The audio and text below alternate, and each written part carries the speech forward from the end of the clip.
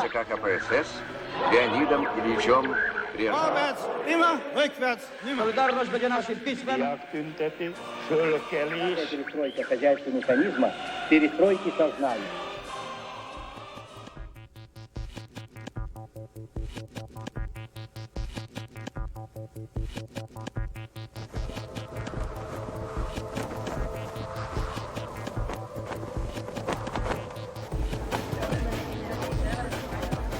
Je suis née à Berlin.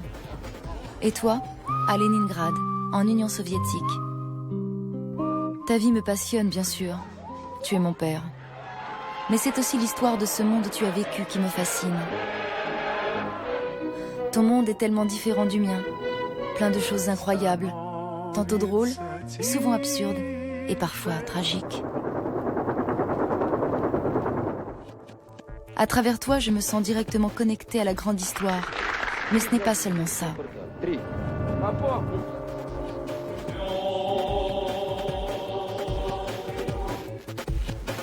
Je ne comprends toujours pas comment des dizaines de millions de personnes ont été séduites et trompées par de beaux discours qui parlaient de fraternité et de justice et qui masquaient tant de choses épouvantables. Et tout ceci dans tellement de pays, ici même en Europe. Comment cela a-t-il été possible ? Je veux comprendre.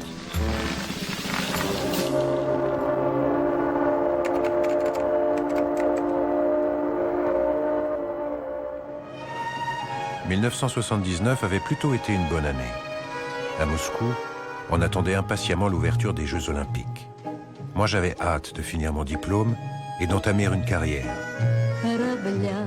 J'étais resté en contact avec ta mère et j'espérais qu'elle pourrait me rejoindre dans le cadre des échanges universitaires.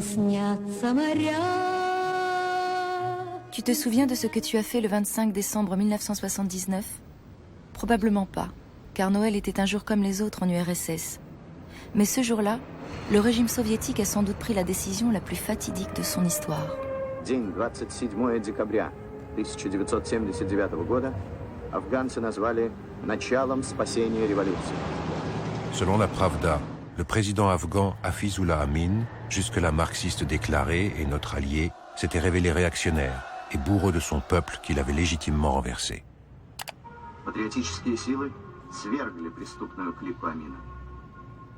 En 1979, un an après la révolution marxiste, Hafizullah Amin devient président de la République démocratique d'Afghanistan. D'abord soutenu par les soviétiques, il finit par se fâcher avec eux au bout de quelques mois. On connaît désormais le scénario de son élimination.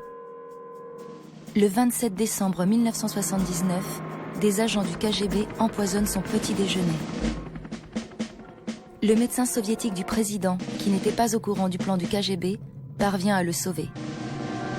Des commandos soviétiques finissent par investir le palais présidentiel pour le liquider. Руководство страной возглавил Бабрак Кармаль.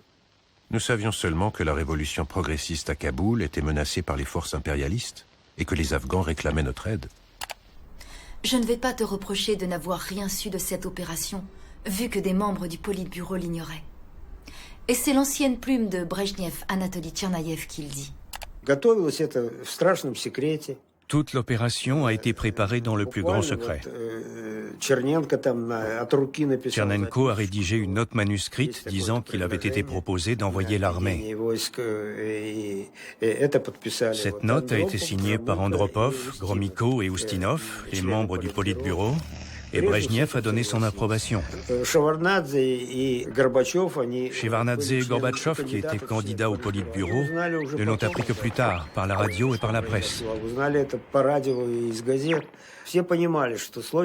Tout le monde savait, en son fort intérieur, que c'était une sale histoire et qu'il fallait tout faire pour maquiller et déguiser cette intervention, cette agression.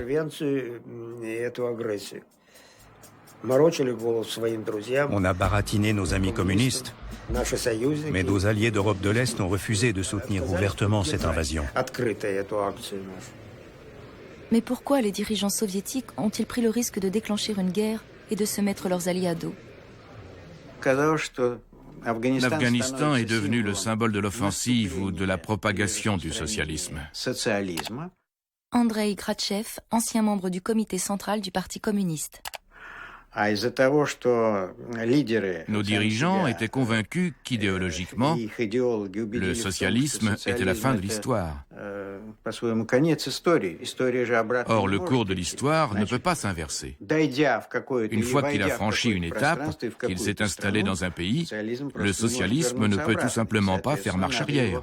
Et par conséquent, il doit être soutenu à n'importe quel prix. Над Афганистаном взошло солнце свободы, и никому не дано погасить его.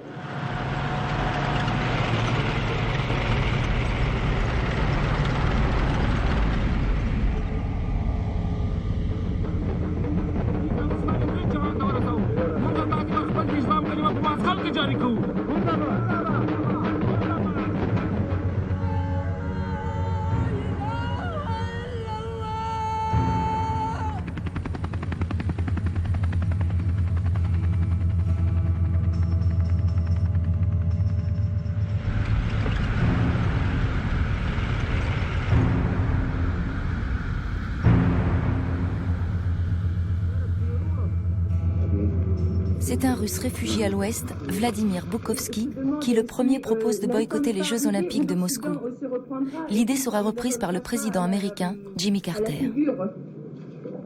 Безусловно, вторжение в Афганистан советских войск – еще один пример советской агрессии. Мы ведем кампанию за бойкот Олимпийских игр. И мы, конечно, можем быть только счастливы, что сейчас идея бойкота поддержана по крайней мере, двумя государствами в мире. Олимпийские игры сейчас используются именно для того, чтобы еще больше зажать внутри страны.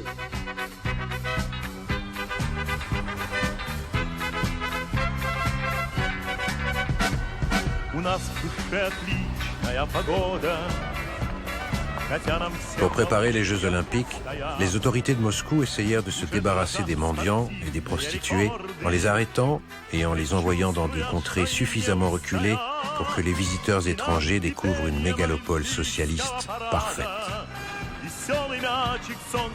Finalement, 65 nations ont boycotté les Jeux Olympiques de Moscou. L'unique source dont nous disposions pour élucider le boycott de nos Jeux étaient les radios occidentales à destination de l'Est.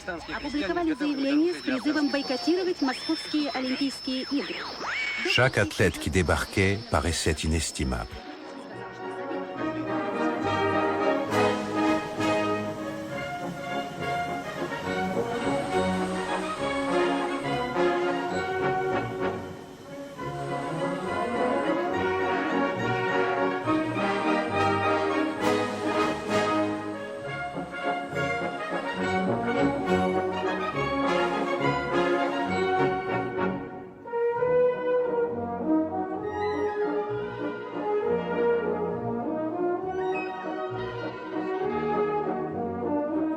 Les événements d'Afghanistan, comme on disait, étaient tabous. En tant qu'étudiant, j'étais sursitaire, mais beaucoup de mes amis partaient au service militaire. Les appelés de la plus grande armée du monde pouvaient se retrouver n'importe où entre Cuba et le Vietnam, et on en plaisantait. Mais on cessa vite d'évoquer les gars envoyés en Afghanistan. Ils s'étaient comme dissous dans le flou du devoir internationaliste, quitte pour certains à ne jamais en revenir.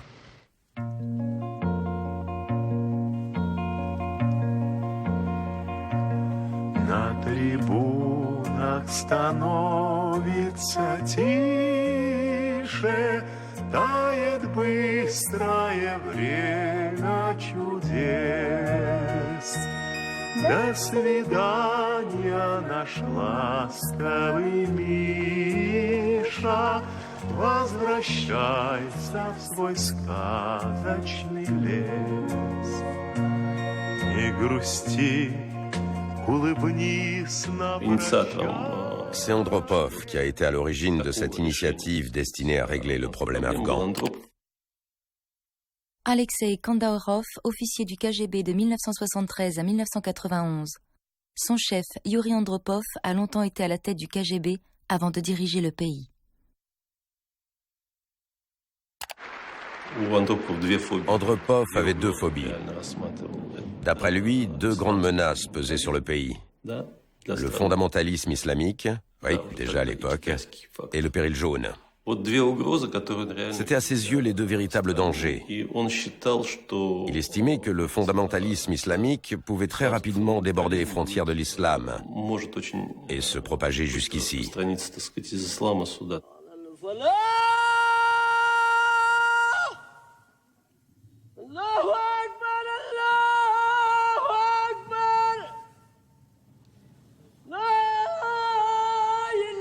Au début des années 80, le monde commence à changer autour de la toute-puissante Union soviétique.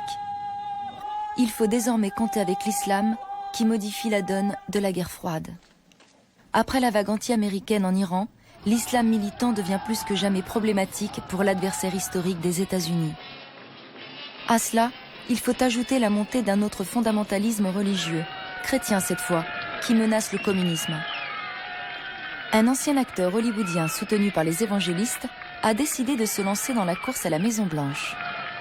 Restoring the American dream requires a return to spiritual and moral values. Au même moment, un citoyen polonais devient l'une des personnalités les plus influentes du monde.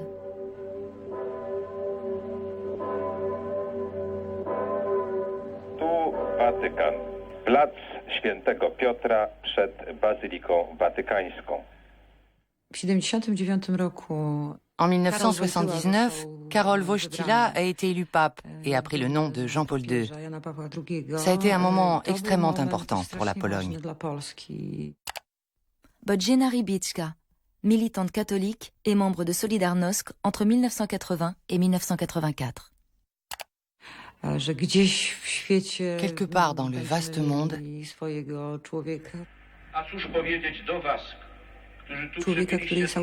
l'un des nôtres, un homme qui est une autorité incontestée, allait parler, simplement, mais avec force, de la dignité humaine.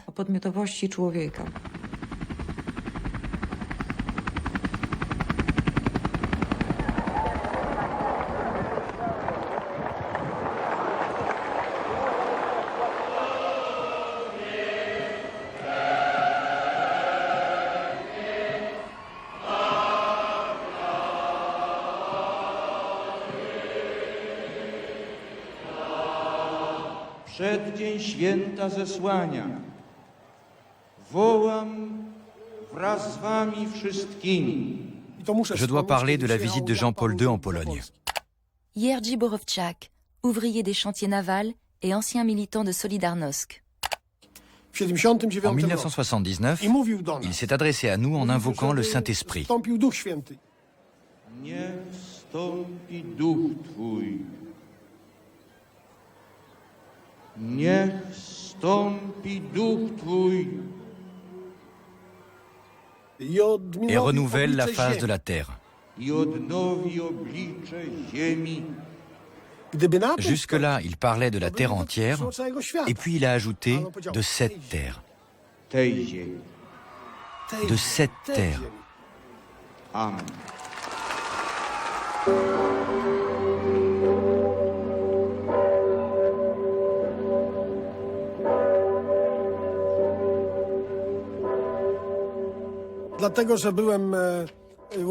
Je suis né à Białogard, près de Koszalin, où étaient basés 100-150 000 soldats. J'avais 7 ans environ, et je leur faisais signe de la main. « Coucou, donne-moi une petite étoile !» Ils nous offraient de la saccharine. Mais les gens âgés nous tapaient sur les mains. « Tu ne dois pas saluer les Russes, ce sont des occupants. » Quand on a 7 ans, c'est quoi un occupant? On nous disait « c'est comme les Allemands dans les années 40 ». J'ai été élevé dans cet esprit-là. Les soviétiques ne sont pas vraiment des amis, ce sont des occupants.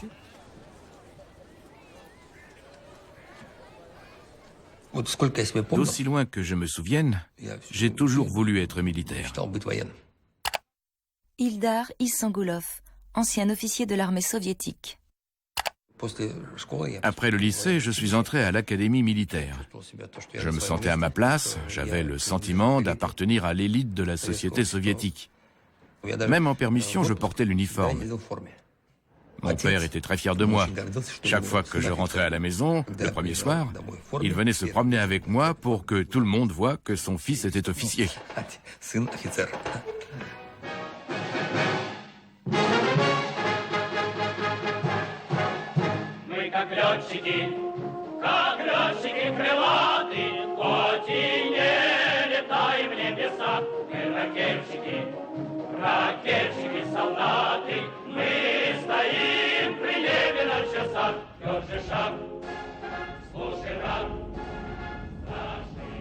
Le QG se trouvait à Eberswald.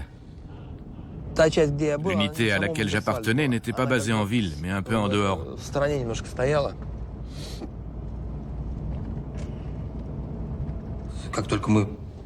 Dès notre arrivée en RDA, on a été emmenés dans la salle des victoires militaires du QG. Et là, on nous a raconté tous les combats livrés par notre armée, de la formation des troupes jusqu'à leur arrivée à Berlin. On nous a dit que depuis 1945, on occupait toute l'Allemagne de l'Est, que ce territoire était en quelque sorte devenu le nôtre, et qu'on était là pour instaurer le système socialiste soviétique. Et on était convaincus que c'était vrai. On était persuadés de servir une cause juste et de devoir protéger ce territoire contre l'agresseur. Car évidemment, les troupes de l'OTAN, basées à 100-200 km de là, allaient nous attaquer d'un instant à l'autre. On avait le sentiment d'accomplir une mission historique, apporter à l'Occident les idées progressistes du socialisme.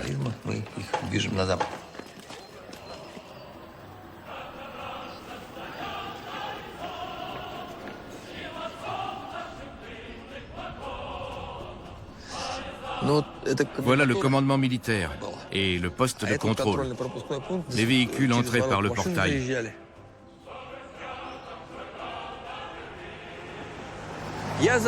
J'ai servi 5 ans ici et jamais personne ne m'a traité d'occupant. Je n'ai jamais eu le moindre problème avec les Allemands. Qu'ils soient considérés ou non comme des forces d'occupation, les soldats placés par Moscou dans ces pays satellites étaient plus d'1 million, dont 600 000 rien qu'en Allemagne de l'Est.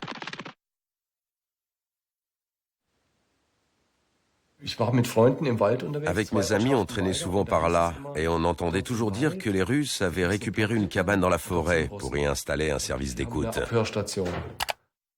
Uwe Wirdwein a grandi à Berungen, un village est-allemand à la frontière avec l'Allemagne de l'Ouest.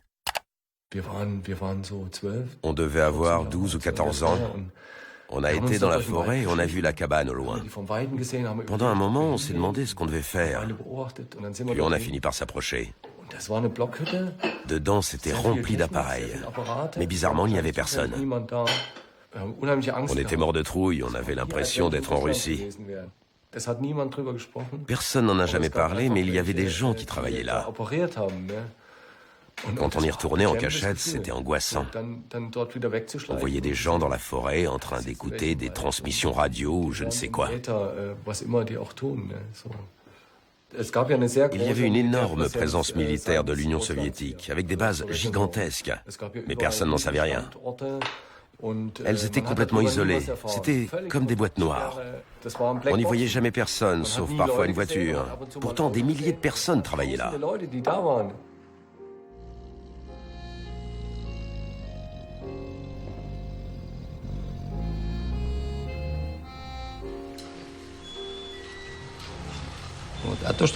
Mon unité était basée ici, près d'Eberswald.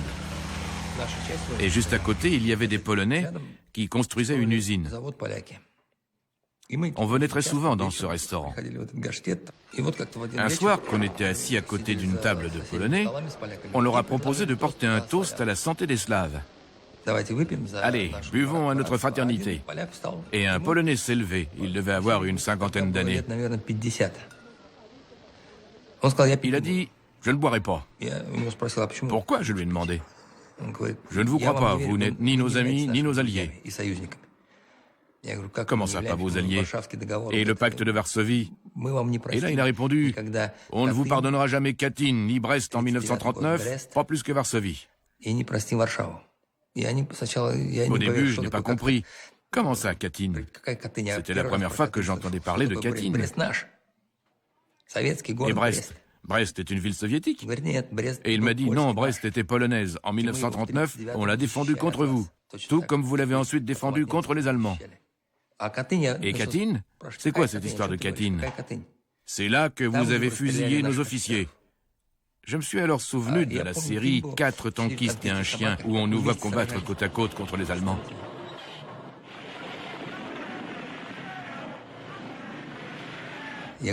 Mais nous avons fait la guerre du même côté.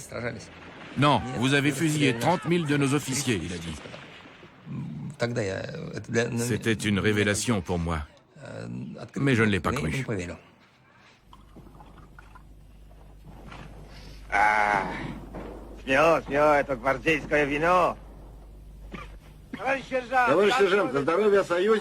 Cette fameuse série télé sur la fraternité d'armes entre soviétiques et polonais disait moins qu'une demi-vérité, comme on le sait aujourd'hui.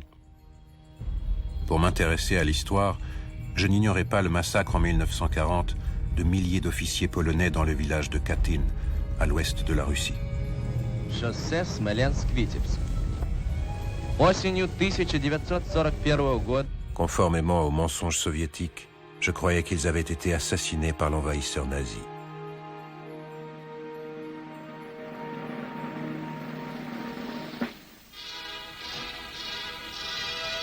Wiesen und Wälder scheinen wohl wieder im Frieden zu dämmern.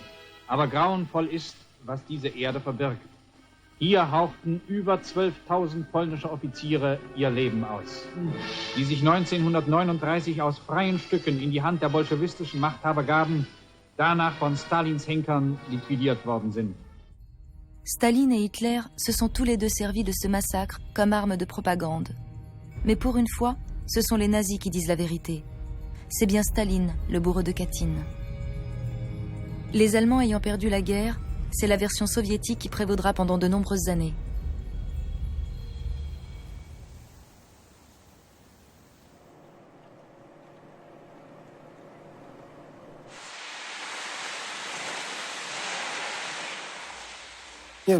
La Pologne a vécu 160 ans sous domination étrangère. Donc, dès que l'occasion s'est présentée, on a déclenché une grève. C'était le 14 août 1980. Je ne dis pas qu'on était convaincus que ça allait marcher, mais on se disait, c'est du 50-50.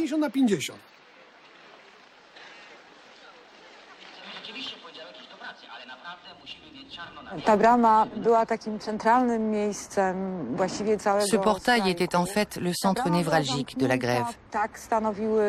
Il était fermé parce que c'était le règlement des chantiers navals et que tout le long de la grève, on a continué à l'appliquer. Pour des raisons de sécurité, mais aussi pour empêcher les provocateurs d'entrer. Paradoxalement, comme d'un côté il y avait les ouvriers des chantiers navals et de l'autre les habitants de Gdansk et les familles des ouvriers, ce portail qui était censé séparer les gens les a unis. On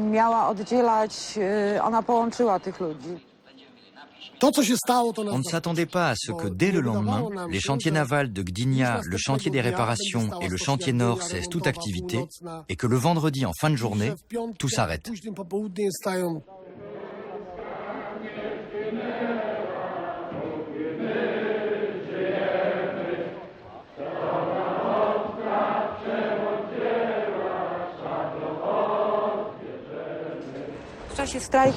Pendant la grève, rien ne filtrait sur ce qui se passait dans les chantiers navals, sur les revendications des grévistes. Ils avaient affiché leurs exigences là, sur ce mur, sur un grand panneau en contreplaqué.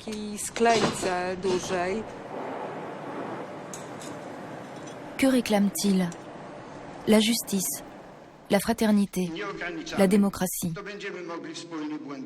Le prolétariat a retourné les idéaux communistes contre l'État communiste. Mais l'idéologie s'efface peu à mesure que les intellectuels, les paysans, les conservateurs nationalistes rejoignent les ouvriers en grève.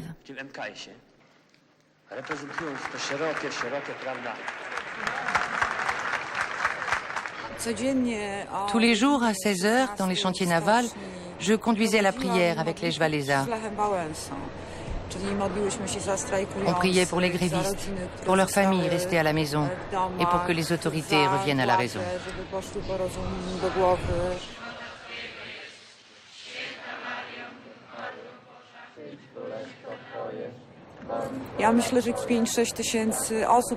Ces 5-6 000 personnes vivaient une communion spirituelle, mais physiquement aussi, elles étaient unies.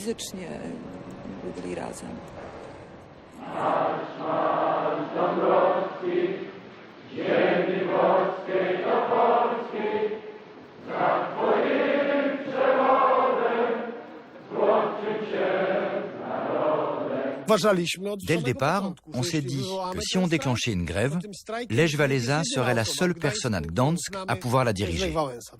Il savait parler aux foules. Et en plus, c'était un ouvrier. Pour mener les ouvriers, il fallait un ouvrier.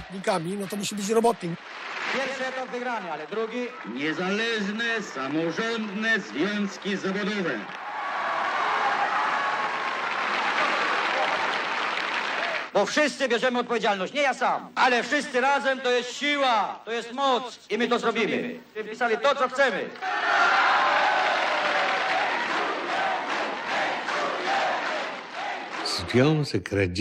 L'Union soviétique de Léonid Brejnev. Jerzy Urban, porte-parole du gouvernement polonais entre 1981 et 1985, sous la présidence du général Jaruzelski. A refusé de céder la moindre parcelle de pouvoir à Solidarnosc.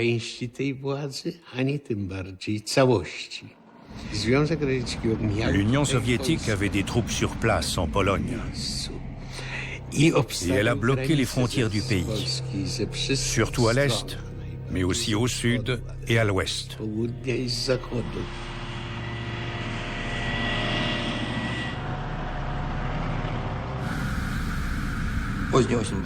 C'était la fin de l'automne.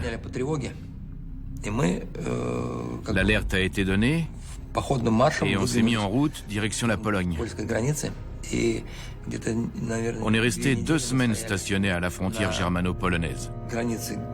Une partie des troupes est même entrée en territoire polonais. On était prêts à intervenir. Quelque chose se passait, une révolution, un soulèvement ou je ne sais quoi, et on allait devoir les aider. Qui? On ne savait pas. Mais notre soutien allait leur être nécessaire.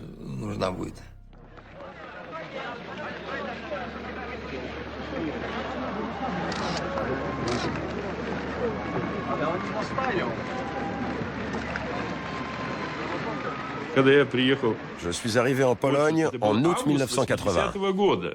Alexander Tsipko, chargé de mission soviétique en Pologne. En tant que citoyen soviétique, je devais me rendre à l'ambassade une fois par mois. J'ai rencontré le représentant du KGB qui m'interrogeait sur la situation locale et je lui ai donné mon avis.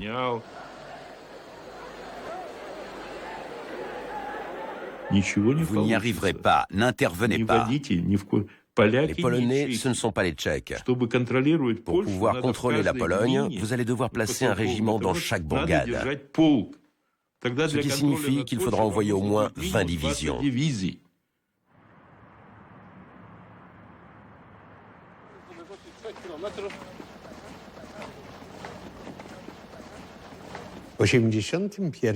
En 1981, Jaruzelski a été appelé à diriger le gouvernement parce qu'il portait l'uniforme. Un général, ça inspirait confiance. La petite noblesse dont il était issu, comme beaucoup de militaires, était d'un patriotisme obsessionnel, très 19e siècle. Jaruzelski a toujours essayé d'adapter ses idées pro-communistes à son amour de la patrie.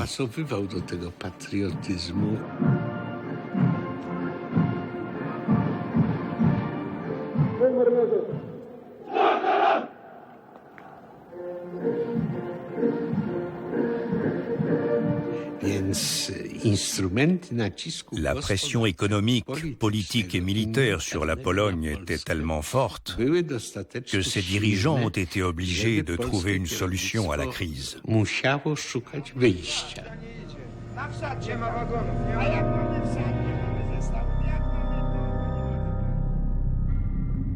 Un de nos collègues, qui voulait pendre les communistes, disait aux ouvriers « On va aller chez les Russes qui habitent ici, on va les priver d'électricité et de nourriture. Comme ça, ils seront bien obligés d'intervenir. Pas vrai ?» Une certaine fraction de Solidarnosc voulait à tout prix envenimer les relations avec l'URSS. Elle cherchait clairement la provocation. Ces gens me disaient « Sacha, on va créer une situation telle que l'URSS sera bien obligée d'intervenir. On va provoquer l'entrée des troupes. Le sang va couler. La conscience nationaliste polonaise va se réveiller et on sera enfin libéré de vous. » Jaruzelski était certainement au courant de ce qui se tramait et il a tout fait pour éviter que le sang polonais ne lave les peurs polonaises. Jaruzelski ne pouvait pas gouverner sans Moscou. Il y allait souvent. Il connaissait la doctrine de Brejnev. Socjalistycznej, bratniej Polski w biedzie nie zostawimy i obrażać nie pozwolimy. Il savait ce que les Russes avaient fait à Berlin en 1953. Il a vu ce qu'ils avaient fait en Hongrie, en Tchécoslovaquie. Avec notre aide d'ailleurs. On n'était pas des saints non plus. Avec le recul, on peut dire qu'il a choisi le moindre mal. À Gdansk, un agent des services spéciaux avait infiltré l'opposition. Le 12 décembre, on a été informé que quelque chose de très grave était en train de se passer. Je suis allée au chantier naval où se tenait une réunion de la Commission nationale et j'ai parlé avec Walesa et d'autres personnes. On s'est dit que quelque chose de très grave se préparait et qu'il fallait lever la séance.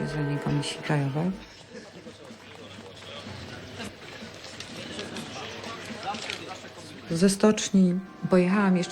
suis ensuite allée chez ma sœur. Et en effet, vers 6 heures du matin, une sorte de grondement nous a réveillés. On avait l'impression que tout l'immeuble vibrait. C'était tellement irréel qu'on ne comprenait pas vraiment ce qui se passait. Ou plutôt si, on comprenait. Mais on voulait croire que les chars partaient tout simplement à la guerre.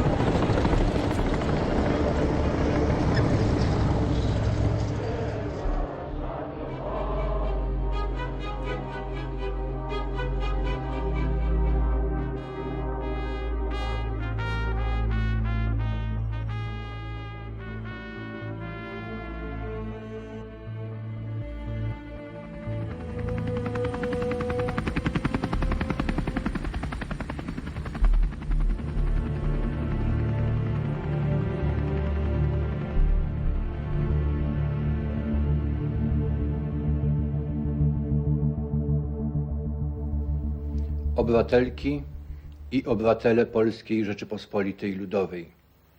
Ogłaszam, że w dniu dzisiejszym ukonstytuowała się Wojskowa Rada Ocalenia Narodowego. Rada Państwa w zgodzie z postanowieniami Konstytucji wprowadziła dziś o północy stan wojenny na obszarze całego kraju. On était cantonné à la frontière quand j'ai entendu le discours de Jaruzelski à la radio. Il a déclaré que tout allait bien, qu'il maîtrisait la situation et qu'il n'avait besoin de rien. Dès le lendemain, on a plié bagages et on est retourné dans nos casernes.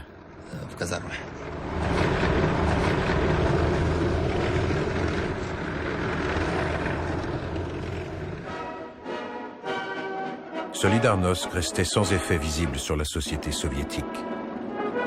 L'agitation d'un pays frère ne pouvait guère déranger l'immobilité envoûtante de nos vies. au point que personne n'anticipa, lors de l'anniversaire de la Révolution en novembre 1982, que la dite immobilité n'avait plus que 3 jours à vivre. Brejnev n'avait déjà plus toute sa tête.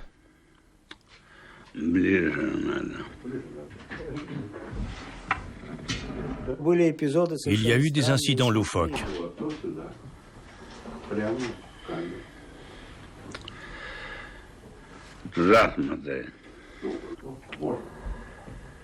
Здравствуйте, дорогие юные друзья. Un jour, il a commencé à lire à la tribune un texte confidentiel préparé à l'intention du cercle le plus étroit des dirigeants du parti. Alexandrov a tenté de lui arracher le texte des mains et Brejnev a déclaré « Ce n'est pas de ma faute, je vais devoir le relire ». Глубокой скорбью извещают, что 10 ноября 1982 года скоропостижно скончался Леонид Ильич Брежнев. Malgré ses apparitions de plus en plus pathétiques en public, Brejnev était supposé défier les lois de la nature et vivre éternellement. Il symbolisait la pérennité du régime. Sa mort ébranla le dogme. Le système sut répondre aux troubles potentiels en sacrant immédiatement Youri Andropov, nouvel empereur. 10 ou 20 ans plus tôt, les mystères qui entouraient cet homme, ses origines juives, sa longue direction du KGB, son extrême intelligence, l'auraient marginalisé au sein du parti. Paradoxalement, ils renforcèrent la part d'ombre dans son exercice du pouvoir à la tête de l'URSS post-brejnevienne. Когда силы империализма пытаются толкнуть народы на путь вражды и военной конфронтации, партии и государства будут непоколебимо отстаивать жизненные интересы нашей Родины, поддерживать высокую бдительность, готовность дать сокрушительный отпор любой попытке агрессии. Andropov va durcir la position de l'URSS dans le bras de fer qui l'oppose aux pays européens. En 1983, en pleine crise des euromissiles, il abandonne les pourparlers sur le désarmement avec les États-Unis. La génération Brejnev a grandi dans la peur panique de la menace occidentale. Et cette paranoïa n'épargnait pas certains représentants de la génération précédente, comme Andropov. La preuve en est qu'à l'époque de Reagan, ce dernier déclarait sérieusement à son entourage « En Amérique, les néofascistes sont arrivés au pouvoir avec Reagan. Nous devons nous attendre à une attaque préventive de leur part et nous tenir prêts à riposter. » Je ne sais pas si fasciste est le bon mot, mais comment ne pas nous sentir agressés alors que Reagan cherchait à dresser la planète contre nous? To ignore the facts of history and the aggressive impulses of an evil empire, to simply call the arms race a giant misunderstanding, and thereby remove yourself from the struggle between right and wrong and good and evil. Un empire du mal. Ce que tu considérais comme une insulte, ce n'est pour d'autres comme une prophétie.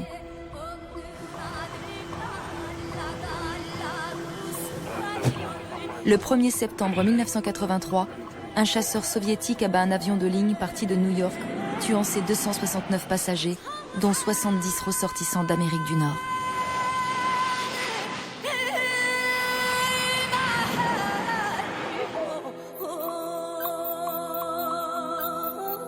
Évidemment, c'était terrible. Mais les Américains ne cessaient de nous provoquer. Leurs chasseurs avaient survolé nos bases des îles Kouril. Juste avant le malheureux Boeing coréen, un avion de reconnaissance de l'US Air Force, taillé comme un 747, avait violé notre espace aérien. Essaie de comprendre ce que nous ressentions face à l'Amérique et à ses alliés, face à Reagan qui nous narguait avec sa guerre des étoiles et nous menaçait d'un bombardement imminent. My fellow Americans, I'm pleased to tell you today that I've signed legislation that will outlaw Russia forever. We begin bombing in 5 minutes.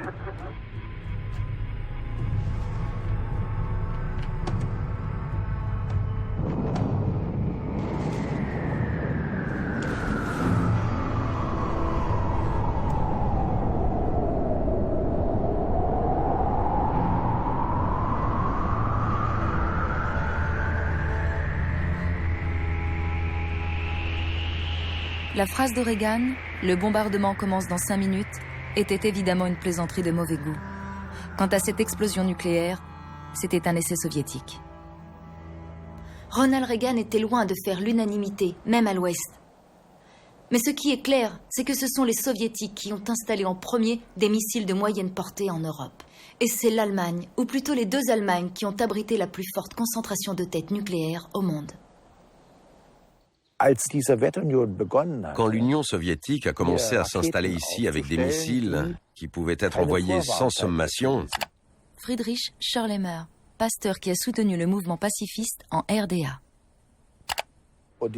Les Américains ont aussitôt répliqué avec leur Pershing 2. Chacun avait de quoi détruire l'autre 50 fois. Une force d'anéantissement multipliée par 50. En Europe, on vivait dans cette menace de mort constante.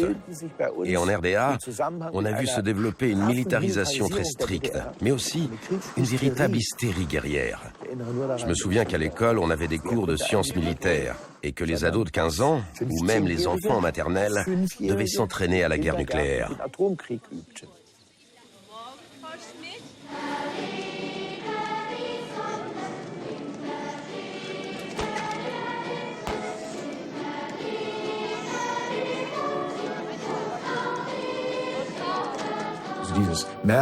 Cet équilibre étrange qui reposait sur la peur a peut-être permis de maintenir la paix. Mais c'était très fragile. Ça aurait pu basculer à tout instant dans une grande guerre nucléaire, biologique ou chimique. Et donc, au début des années 80, ce danger permanent a donné naissance à un mouvement pacifiste en Allemagne de l'Est.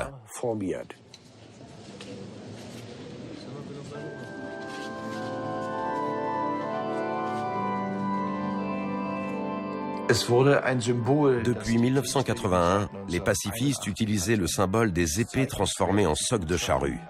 On l'imprimait sur des pièces d'étoffe que les jeunes se cousaient ici, sur la Manche. Les réactions de la police, de la Stasi et des proviseurs étaient très agressives. Certains élèves se faisaient exclure du lycée. On découpait leurs vestes s'ils refusaient d'enlever l'écusson eux-mêmes.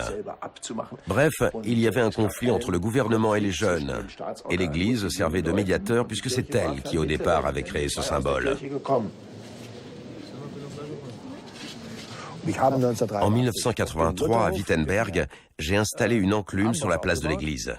Il devait bien y avoir 2000 personnes ce soir-là, mais personne n'était au courant, ni les gens, ni la Stasi. Et là, un forgeron a apporté l'épée qu'on avait préparée, et sous les applaudissements de la foule, il l'a transformée en soc de charrue. Wenn wir umsetzen die Worte in Taten, die Träume in Wirklichkeit, dann können wir auch verzichten auf das geschundene Wort Frieden.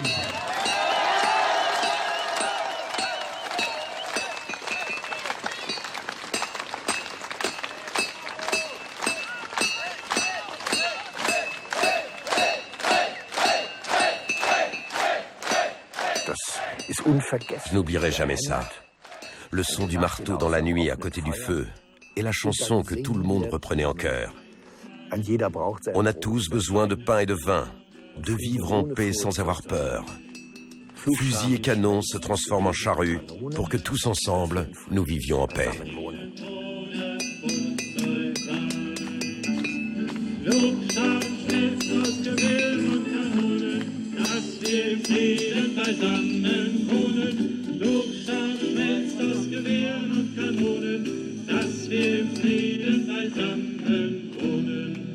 Jeder braucht sein Brot, sein Wein, und Friede ohne Furcht soll sein.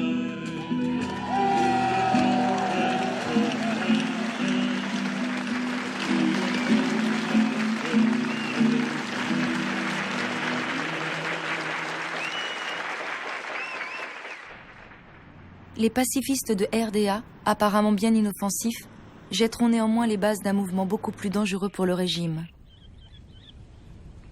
Que ce soit grâce à eux ou à la dissuasion nucléaire, l'Europe a évité un nouveau conflit. Mais certains n'ont pas eu la chance d'échapper à la guerre, comme Sergueï Nikitkov, et Alexei Miroulyubov, 2 vétérans d'Afghanistan.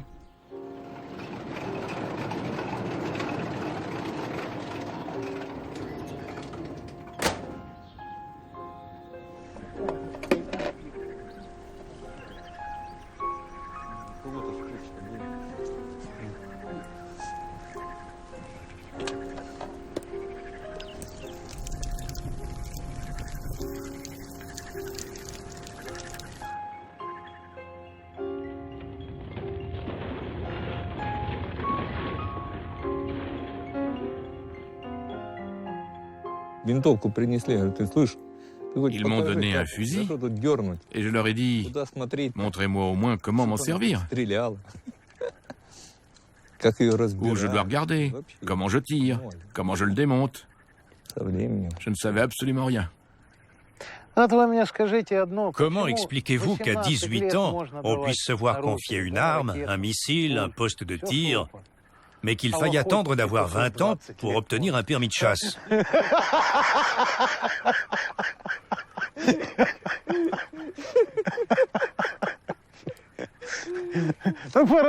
C'est paradoxal, non? On a donc le droit de mourir à 18 ans.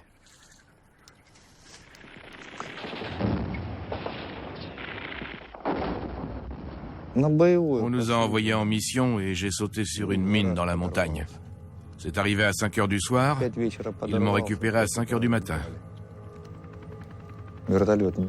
L'hélicoptère tournait dans le ciel sans oser se poser.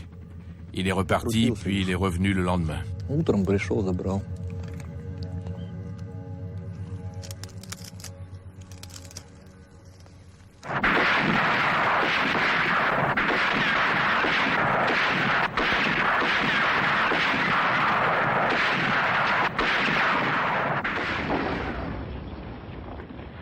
Le soldat obéit. Le règlement dit on exécute les ordres, après on discute.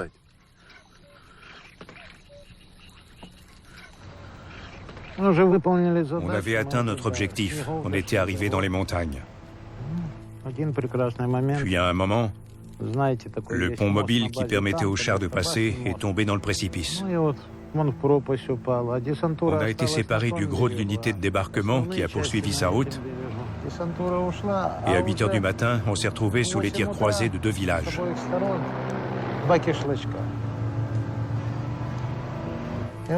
Ils nous ont bien pilonnés.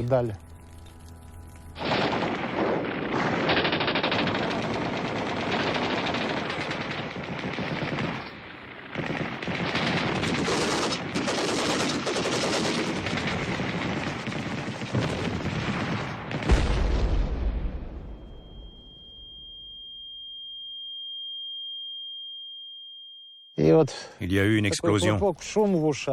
Je n'avais pas mal, j'avais les jambes chaudes.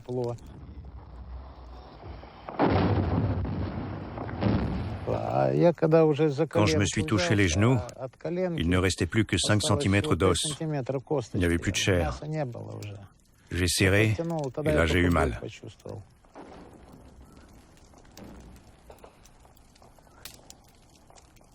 Je n'ai plus revu mes jambes. Vous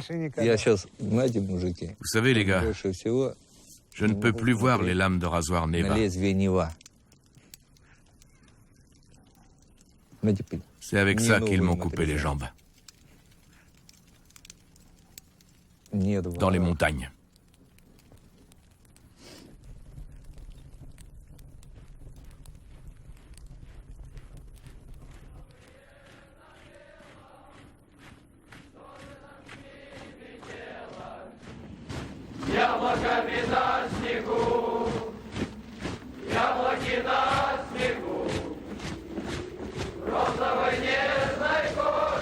Nos guerres socialistes étaient censées être justes, généreuses, libératrices. Cette guerre-là était tout le contraire. La fin de mes études mit un terme à mon sursis, et j'étais obligé d'accomplir à mon tour le devoir internationaliste sous lequel le régime déguisait ses ambitions impériales. Refuser de mourir pour ce mensonge fut mon seul acte de révolte, qui, bien que silencieuse, n'en fut pas moins une révolte. D'un coup, sous mes pieds, mon avenir se dérobait.